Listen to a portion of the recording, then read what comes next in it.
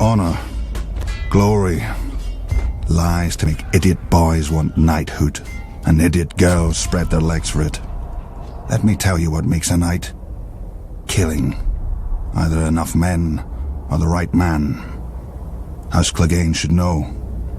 We're very good at both. Most families claim some great ancestor so far back that nobody can prove them liars.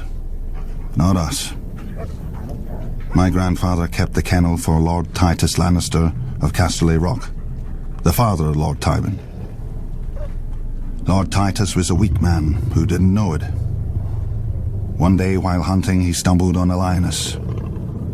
Instead of embracing the man who wore her on his banners, she tried to tear out his throat. Lucky my grandfather came up with the dogs and drove the big cat away.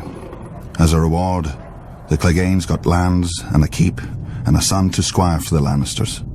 We took the 3 hounds who died for them as our new sigil. When Tywin Lannister became Lord of Casterly Rock, he wanted more from his former kennel master than fealty. He bet that training hounds to kill isn't far from training boys to kill. In just 2 generations, my brother Gregor and I proved him right.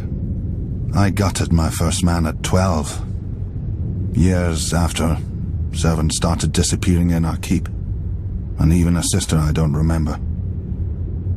But nobody could prove anything against Gregor, or dared if they caught him at it.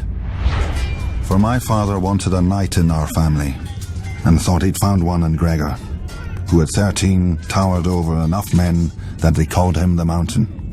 Sure, Gregor looks quite the champion from a distance, but a mountain can't cleave a man in half with one blow, and won't break a wench's face if she talks. Through Lord Tywin's influence, Prince Rhaegar Targaryen kindly anointed my brother personally. A great honor for our family, everyone said. 1 year later, Sir Gregor chivalrously sacked the prince's city, brained the prince's baby, and raped and murdered the prince's wife, winning our family yet more honor from the new king and queen. Soon after, my father died, they say in a hunting accident.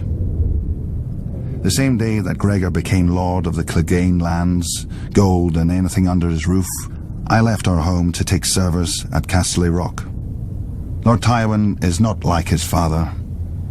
Neither is King Joffrey, or the likes of me would never be on the King's Guard, with all those true knights.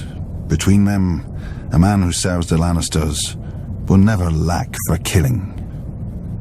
I'll guard this king, such as he is. Gregor will kill the other ones, such as he does. When we're done, we'll see how many people still believe in songs and fairy tales.